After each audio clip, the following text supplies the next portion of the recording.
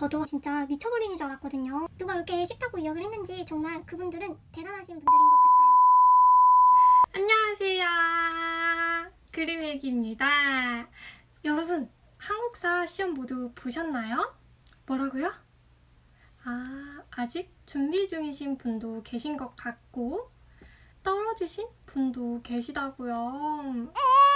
제가 날짜를 보니까 한국사 시험이 얼마 남지 않았더라고요. 임용을 보시려면 2가지 자격증이 필요한데요. 하나는 유아교육과를 졸업하면 받을 수 있는 유치원 전교사 자격증이랑 또 나머지 하나가 바로 이 한국사 자격증이에요. 그래서 유아교육과를 나오신 분들이 유치원 임용고시를 보기 위해서는 한국사 자격증만 취득을 한다면 시험 볼 수 있는 자격이 갖추어지는 거죠. 또 한국사가 개편이 되었어요. 개편된 과정을 잠깐 살펴보면 과거에는 초급, 중급, 고급 이렇게 3가지 수준으로 나눠서 시험을 볼 수가 있었어요. 그런데 현재는 기본이랑 심화 2가지 과정으로 축소가 됐더라고요. 임용고시를 보려면 3급 이상이 되면 되기 때문에 선생님들은 기본 말고 심화를 보셔서 60점 이상만 나오면 자격증을 취득할 수 있습니다. 이게 어떻게 보면 예전에는 중급이 고급보다 난이도가 조금 더 낮았잖아요. 그래서 3급이면 중급을 봐도 됐었기 때문에 중급을 신청해서 조금 쉬운 난이도의 시험을 볼 수가 있었어요. 그런데 개편이 되고 나서는 그렇게 할 수가 없고 고급 제일 높은 수준에서 60점 이상을 맞아야 되기 때문에 썩 좋게 바뀌었다는 생각은 안 들더라고요.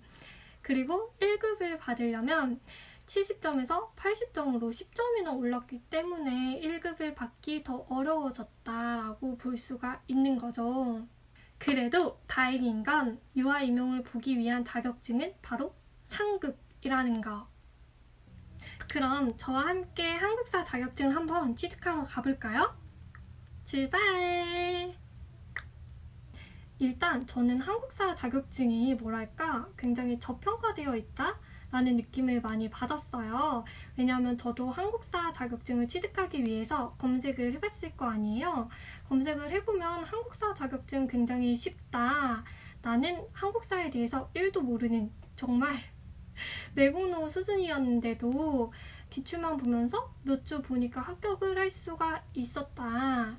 이런 후기도 받고 일주일 전에 기출만 죽어라 돌렸더니 합격을 할 수가 있었다. 그래서 기출만 보면 된다 라는 글들이 굉장히 많아서 저도 당연히 그런 줄 알고 있었어요. 심지어 저는 이거 조금 자랑인데 저는 근현대사 같은 거 굉장히 좋아해서 고등학교 때도 근현대사만큼은 1등급 놓치지 않았었거든요.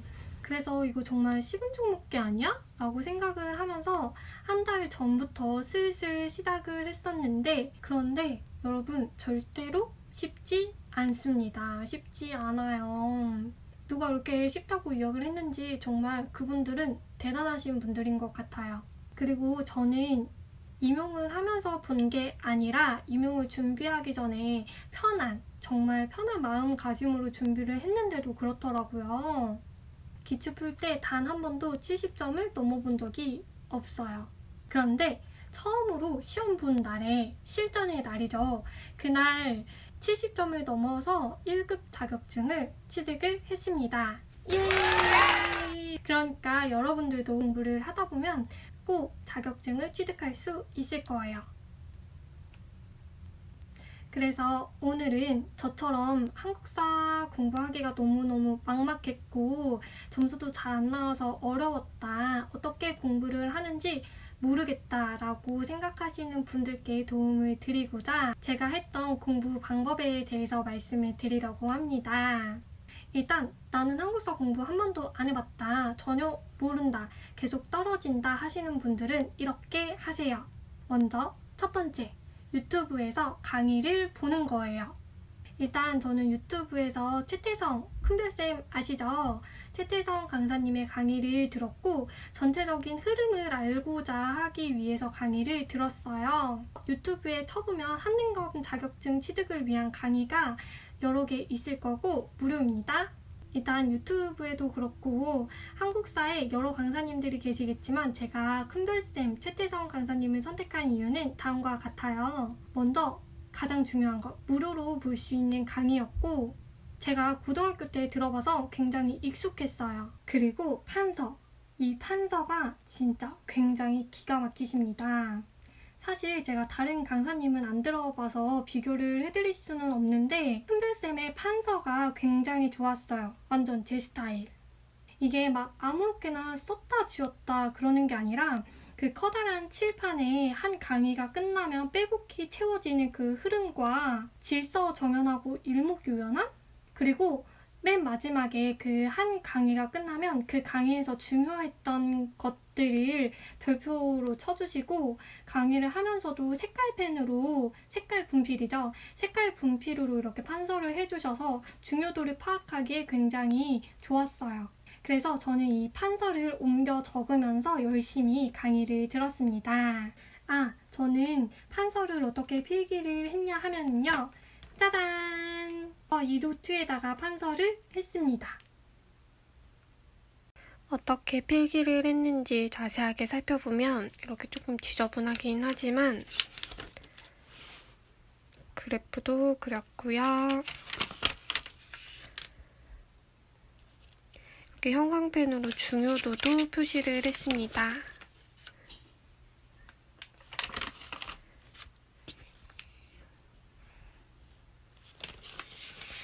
이런 식으로 필기를 했어요.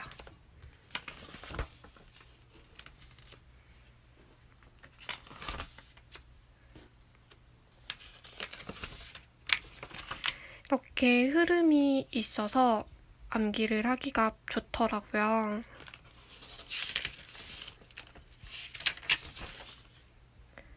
그리고 두 번째, 암기를 하는 거예요. 암기. 제가 아까도 말씀드렸듯이 고등학교 때 근현대사 과목만큼은 1등급을 놓치지 않았었다고 말씀을 드렸었죠. 그 비결도 바로 암기거든요. 근현대사는 암기를 하면 점수가 높아질 수밖에 없는 그런 과목 중 하나라고 생각을 해요. 그래서 일단 무작정 암기를 하는 것도 방법이 될 수도 있지만 한국사는 이 전체적인 흐름을 알고 암기를 하는 게 더 효율적이라는 생각이 들었어요. 왜 유아인문에서도 이해를 먼저 하고 암기를 해야 하듯이 한국사도 큰 흐름을 알고 암기를 하면 더 쉽게 암기를 할 수가 있습니다.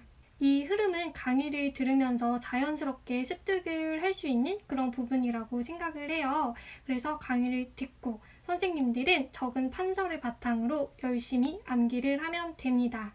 이 한국사가 왕들도 되게 비슷비슷하고 업적들도 굉장히 많고 특히 독립운동할 때 저는 진짜 미쳐버리는 줄 알았거든요. 그런데 이 고난만 이겨내시면 충분히 할 수 있습니다. 다른 건 할만해요. 그리고 세 번째, 바로 기출이죠. 한능검도 이 기출을 꼭 보셔야 돼요. 정말 중요해요. 한능검 홈페이지에 가면 지금까지의 기출 문제를 뽑을 수가 있습니다. 저 때는 1년에 4번인가 있었는데 제가 영상을 찍으려고 찾아보니까 올해는 6번 있더라고요. 그래서 1년에 4번 이상인 시험이어서 기출이 꽤 많습니다. 2013년도까지 뽑았었는데도 양이 꽤 많았었던 기억이 나거든요. 특히나 한국사는 유물 같은 사진 같은 게 있죠. 그래서 사진 같은 게 있어서 흑백보다는 컬러로 뽑으시는 게 훨씬 좋을 거예요. 문제를 뽑았으면 열심히 풀면 됩니다. 저는 개인적으로 공부를 하는 스타일이 먼저 암기를 하고 문제를 풀면서 내가 얼만큼 맞고 틀렸는가 평가하는 거를 굉장히 좋아하거든요. 그래서 저는 암기를 먼저 하고 기출을 풀었습니다. 이게 암기를 어느 정도 하고 문제를 풀면 좋은 점이 내가 어느 부분을 모르는지 알 수 있을 뿐만 아니라 내가 암기가 완벽히 되지 않았던 부분까지도 문제를 풀면서 정교화가 되거든요. 그래서 처음부터 문제를 풀기보다는 시간이 조금 난다 싶으면 강의를 듣고 암기를 하고 기출을 푸는 것도 저는 좋은 것 같아요. 그리고 이 기출을 보는 이유가 기출을 기반해서 문제가 나오고 풀다 보면 비슷한 문제 유형들이 굉장히 자주 나와요. 지문들도 반복해서 나오는 경우도 굉장히 많고요. 그래서 기출만 며칠 전부터 돌려서 합격했다라는 후기가 나오는 것 같아요. 그만큼 기출이 중요하니까 여러분들도 기출 꼭 뽑아서 풀어보세요. 그런데 제가 공부를 해보니까 3일 만에 보고 합격했다, 아니면 일주일, 2주일 이렇게 짧은 기간 동안 공부를 해서 합격했다라고 하시는 분들은 정말 대단한 것 같고, 객관적으로 나를 봤을 때 나는 그렇게 할 수가 없겠다, 어렵겠다라고 하시는 분들은 그냥 한 달 전부터 차근차근히 준비하시는 거 추천드릴게요. 왜냐면 이것도 어쨌든 시험이고 이 자격증이 없으면 임용고시를 못 보잖아요. 그래서 한 번, 두 번 계속 떨어지다 보면 자아존중감도 낮아지고 사람이 굉장히 조급해져요. 더군다나 한능검이 커말 시험처럼 매번 볼 수 있는 시험이 아니고 1년에 4번, 5번, 6번 이렇게 정해져 있는 시험이기 때문에 이 기회 놓치면 임용시험 못 보거든요. 정말 한국사에 발목이 잡힐 수가 있습니다. 그래서 제 생각에는 한국사는 이제 시험을 치를 예정이다 라고 하시는 분들이 미리 보시면 가장 좋고요. 요즘에는 특히나 재학생분들 중에서도 공부하시는 분들 굉장히 많으시잖아요. 졸업을 해야만 시험을 볼 수 있는 자격이 주어지는 거니까 그 전에 한국사 같은 거 자격증 따놓으면 너무너무 좋을 것 같다라는 생각이 들었어요. 저도 한국사 자격증을 미리 따놓으니까 이렇게 안심이 될 수가 없었어요. 미리 하면 한국사에만 올인할 수 있어서 좋고, 또 한 번에 붙으면 이것도 성공 경험이잖아요. 그래서 나는 할 수 있다, 자신감이 쭉쭉쭉쭉 올라갈 수 있어서 이것도 장점 중에 하나인 것 같아요. 그런데 이미 시작을 하신 분들이라면 첫 번째 시험에서 무조건 붙을 수 있도록 열심히 공부를 하셔야 될 것 같아요. 왜냐하면 후반부로 갈수록 이 한국사에 신경 쓸 겨를이 없어요. 정말.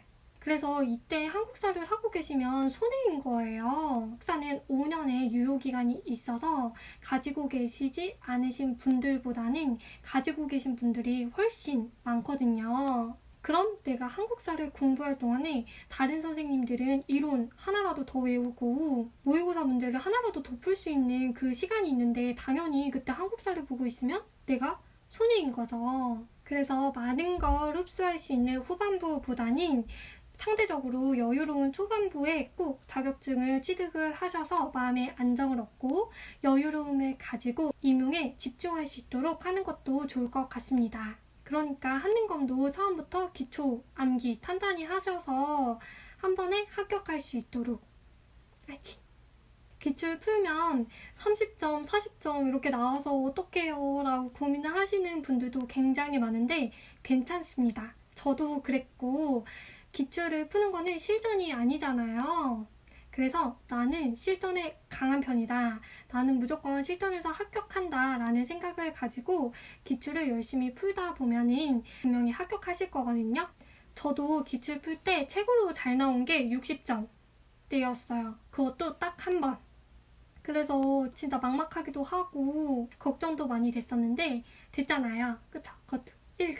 그러니까 여러분들도 지금 틀렸으니까 실전에서는 다 맞을 수 있을 거다 생각을 하시고 공부를 하면 분명히 자격증을 취득할 수 있을 거예요.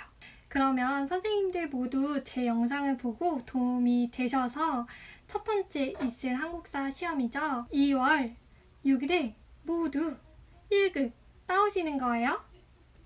그럼 저는 더 알찬 정보를 가지고 다음 영상에서 찾아뵙도록 할게요. 안녕히 계세요.